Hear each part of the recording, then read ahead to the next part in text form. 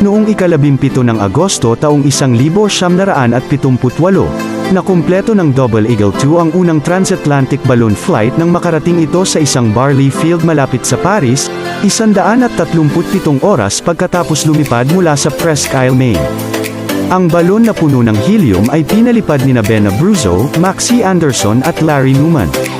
Lumipad ito ng 3,233 milya sa loob ng 6 na araw na paglalakbay.